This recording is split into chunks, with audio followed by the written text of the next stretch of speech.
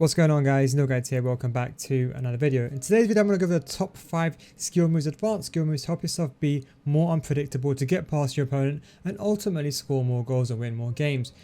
The key to getting elite and to bridging the gap between gold to elite is being unpredictable, and the skill moves is kind of like an outlet that can help do that. I'm going to go over some examples, the top 5 that I think are very useful and very easy for you to implement. Probably the most effective, I would say, as well. I'm going to show you how to do it. I'm also going to show you some gameplay examples. So I'll explain to you how to do it and show you some examples of where it's very useful. This will be really good, especially during team of the season now, because everyone is parking a bus. You always want that skill move to give it an extra edge. If you do enjoy this video, feel free to subscribe for more content. And just to let you know as well, I do stream on twitch.tv/NealGuides. So if you want to come and say hello, ask me a question about FIFA, you can ask me when I'm live. Again, the link will be in the description down below, twitch.tv/NealGuides. Make sure you turn notifications on when you follow, because I do stream at sporadic times depending on my internet. But without further ado, let's get straight into the video. Now, for the first move we're going to talk about is the Elastico. Now, Elastico has two variations. There's the reverse Elastico and then there's normal Elastico. They're both used in different situations. They both have different exit points. This is a 5-star skill move, by the way. So you do need a player that's got a 5-star skill move. Someone like Neymar, someone like Mbappe. That means someone like Messi can't do this. It's a very good skill move to use either inside the box to create the angle or down the wing. A lot of players, they don't really read the Elastico, because when you're inside the box, they try to overcommit to the angle towards goal. So if you use Elastico, it can help beat that person or create that space. It is very, very important. As I said, it is a 5-star skill move. There's two variations. As I said, there is the reverse Elastico and then there is a normal one. So the normal Elastico is like this, and the reverse Elastico is like this. As I said, there is two variations. So how do you actually do it? The most important thing is you can do this when you're standing still or when you're moving. It's completely fine. The most important thing is relative to which player you're facing. So if you're facing this way, let's say you're moving from left to right, the way you do it is you kind of do a backwards U shape like this. So you either do it like that to do the reverse Elastico, or you go like this to do the normal Elastico. So again, I'm going to do the normal Elastico. I'm going to move the right analog stick down and all the way from like almost like a clock. I move it from 6 o'clock over here to 12 o'clock, and I'm going to go in this swift motion.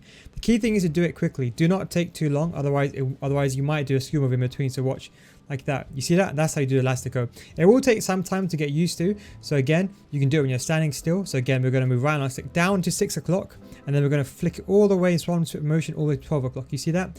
And reverse Elastico is the exact same thing. The most important thing is if you don't do this quickly, if you do it like this, sometimes a ball roll might register, or like, you know, like a drag like that. So do bear that in mind. So when you do it, you got to do it in one swift motion. Now, don't forget with the Elastico, it is basically depending on where the player is facing. So if the player is facing upwards now, it's kind of like a backwards U. So this time it's like this way.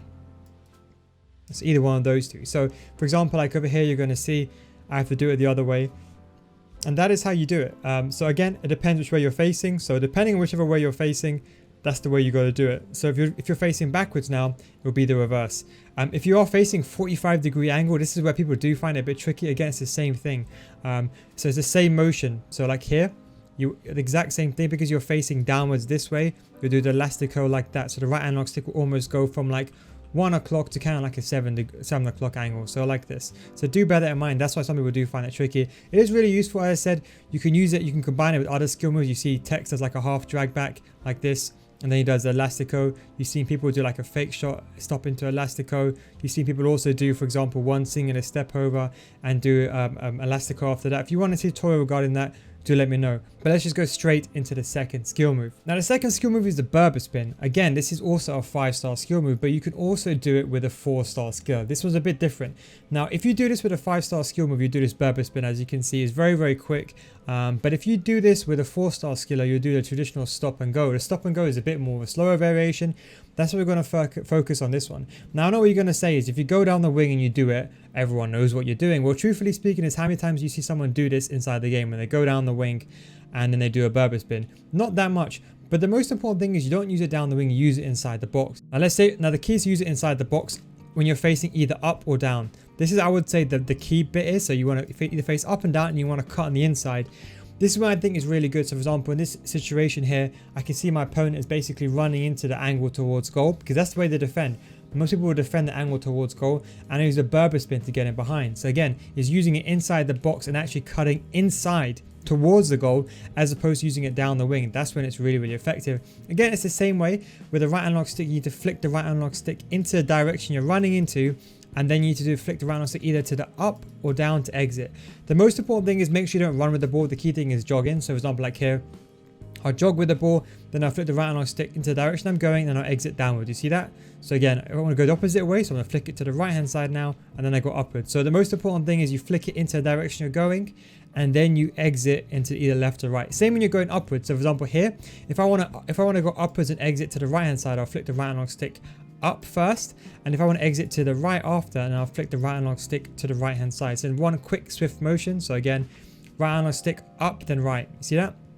And it is very, very easy to do once you get used to it. As I said, the key thing is to use it at the unknown angles where people don't think you're going to use it unconventionally. You know, always look at where your player is. You can also use it like there to create the angle near post if you really want to. It is a very effective skill move to use. As I said, the 4-star skill move variation is a stop and go. You can use that as well, but the Berber Spin is a bit better. That's why it does require a 5-star skill move. So naturally with a 5-star skiller, they will naturally do the Berber Spin instead of the stop and go. So it's really good to use inside the box to create the angle towards goal. Now, the third skill move I want to go over is one of my favorite ones. It's a scoop turn. Now the scoop turn is actually a 4-star skill move. I mean, you've probably seen this before. There's two ways of doing it. You can basically, you know, do a fake shot and kind of do a fake shot into a 45-degree angle, or you can hold the L1 fake shot. Either way is fine.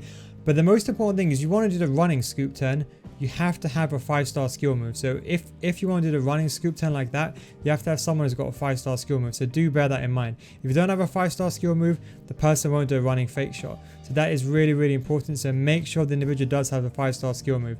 Now, how do you actually do it? It's very, very simple. What you want to do is you want to get the ball and you want to do just a regular fake shot. The most important thing when you're doing a fake shot is you press the shoot button or the cross button, whichever variation you want.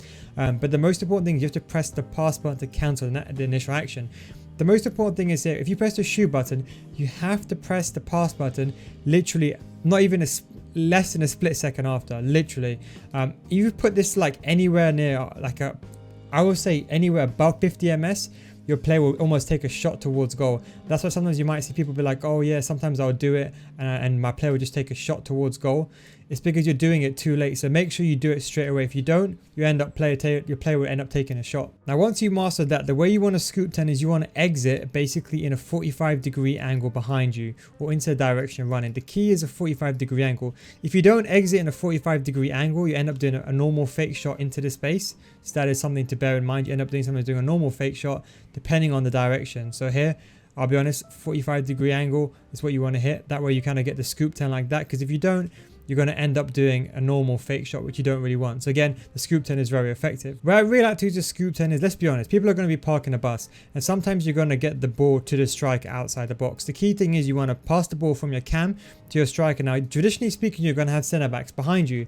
Now, this is the perfect time to use a scoop turn. If the centre back behind you, you can either choose to exit either to the up or to the right hand side. If the centre back's directly behind you, let him kind of commit towards you and then do a scoop turn into a direction and then take a shot. Most time it will be a goal. Now, when you do it, I like to hold the L1 when doing it. It's not recommended, but the reason why I like using the L1 is that there's a less chance of the normal shot happening, because if you don't hold L1, you do it like a 45-degree angle, regular fake shot takes in, whereas you hold L1 ends up doing like that open fake shot. So that's why I hold L1. But the most important thing, as I said, is relative to the player you're facing. So again, if you want to scoop turn to the top left in a situation here, I'll do a scoop turn. I'm going to aim the analog stick, the left analog stick to exit in that direction. You see that over there? It is very, very effective to use inside the box and down the wing. Again, it's really, really good to use, especially when you have the ball on your feet and you're waiting for your opponent to make a move, or you just stand still like you do a fake shot stop. You wait for your opponent to react, and then you do a scoop turn into the space.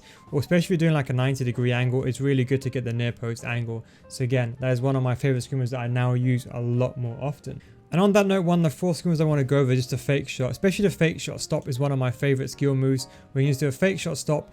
Basically, as soon as you just do a fake shot and let go of all the controls, and your player will naturally face the goal. So again here, we're going to do a fake shot, let go of every other control, and the player will naturally face the goal. So this is what kind of a prerequisite for any other skill move. So you can do a fake shot stop, and then you can do an Elastico after. So it is very, very effective to do. But again, The most important thing is doing a fake shot. You can also do other fake shots, like, you know, you can do a running fake shot. This is actually really good to use down the wing. So if for example, in a situation someone is alongside me, when you do the running fake shot, if the player is in line, when you do the running fake shot, the player kind of just goes in front and uses body as like protection. So you kind of go in front.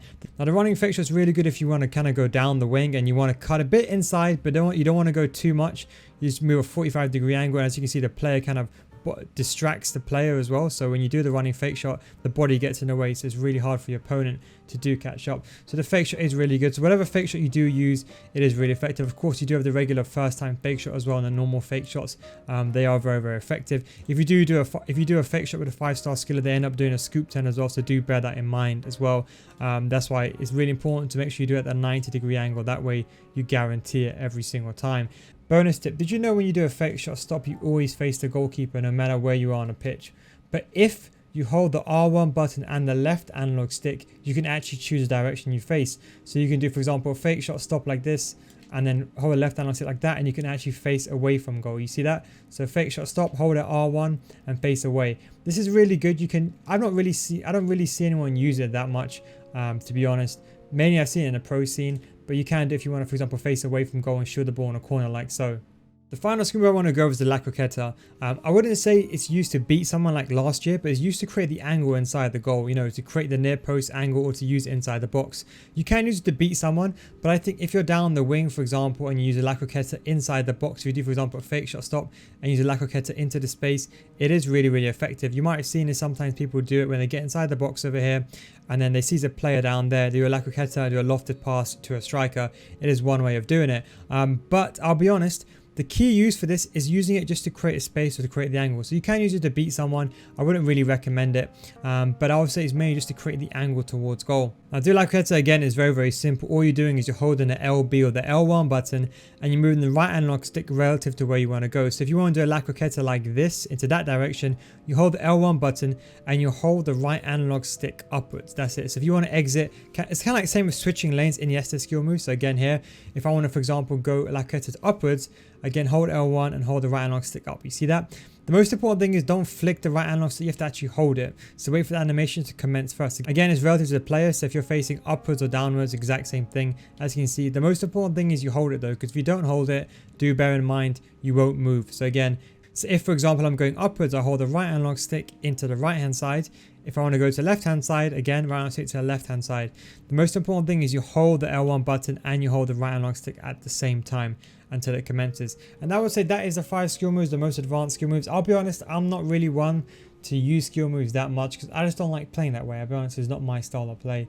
But it is very, very effective to use these skill moves. I'll be honest, I've been using them recently because I've been suffering in delay. And sometimes when you're suffering delay, I like to left stick switch and left stick dribble.